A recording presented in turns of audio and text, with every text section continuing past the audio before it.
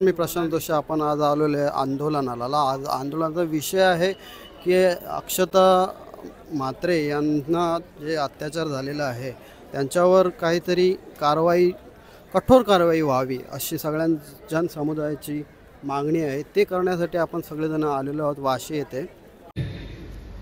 खरं तर बऱ्याच वक्त्यांनी सांगितलं, आपापल्या नेत्यांना आम्ही सांगू.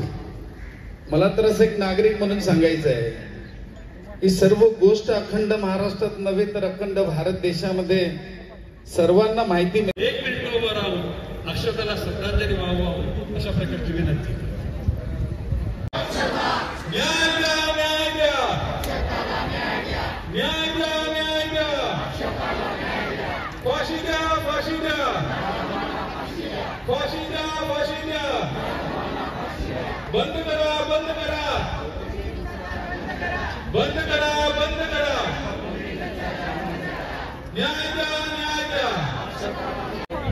नवी मुंबईच्या कानाकोपऱ्यातून महिला इथे आलेल्या आहेत.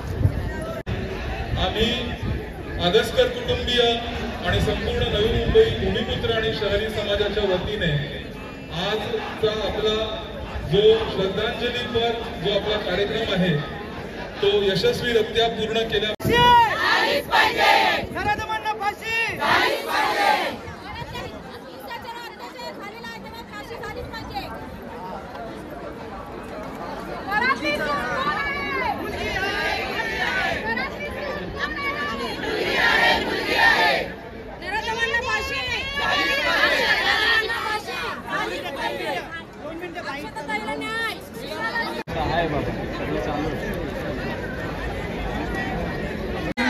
ज्या 6 बसेस आहेत,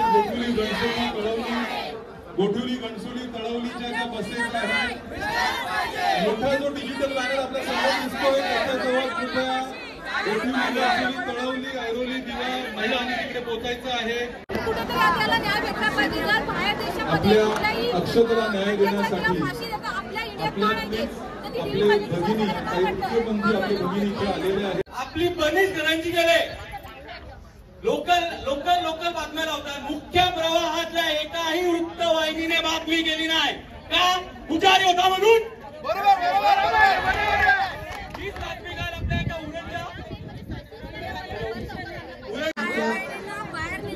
आपल्याला हे करायचं नाहीये, टाकायचं नाहीये. हँड बॅनर आपल्या गावातल्या कार्यकर्त्यांना जमा करा किंवा आंदोलन स्थळावरती जमा करावी अशी सगळ्यांना विनंती करण्यात येते.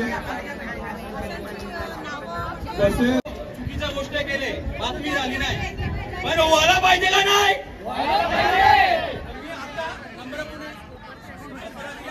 नम्रपणे विनंती करतो की या प्रकरणाला जोराने आपल्या पद्धतीने आपण पाठपुरावा करावा आणि या प्रकरणाचा जिथपर्यंत छडा लागत नाही तिथपर्यंत यांचे हात तुम्ही सोडू नका, हात धुवून मागे लावा.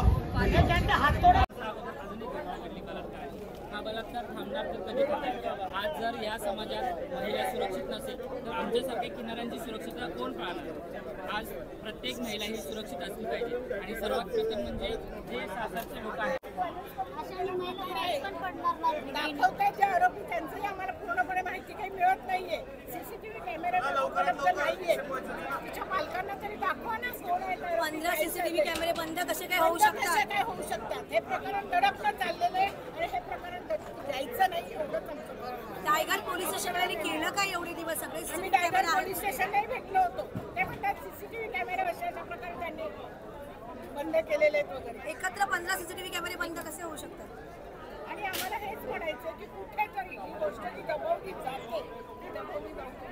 नवी मुंबईत ही घटना घडलेली असताना, ताजी घटना असताना शासनाने तिकडे दुर्लक्ष केल्यामुळे उरणमध्ये 2 दिवसापूर्वी फार मोठी घटना घडली आहे जी निंदनीय आहे. शासन जर असं प्रकरण बघत राहतील तर आज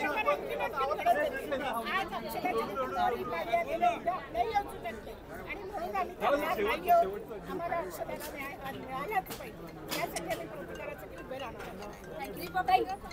आपली बहीण एक कुठेतरी हरवली आहे आणि या नराधमांना फाशी झालीच पाहिजे आमची ह्या सगळ्या बहिणींची मागणी आहे आणि ते CM साहेबांनी लवकरात लवकर करावं ही विनंती आहे. नाहीतर हा समाज पुन्हा असाच रस्त्यावर आम्ही सगळ्या बहिणी पुन्हा उतरल्या जाऊ.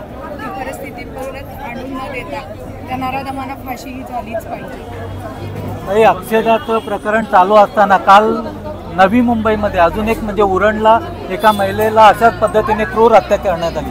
तर आपल्याला काय वाटतं की नवी मुंबईतल्या महिला सुरक्षित आहेत का? म्हणजे आपलं स्मार्ट सिटी आहे त्याच्यामुळे ती आपल्याला सुरक्षित आहे. पण त्यासाठी पोलीस यंत्रणाने जास्तीत जास्त काम करून आपल्याला कसं सुरक्षित आणि माननीय एकनाथ शिंदे साहेबांनी सुद्धा आपल्याला लक्ष घालून आपल्यावरती मुलींना सुरक्षित कसं आहे ते करावं अशी. धन्यवाद.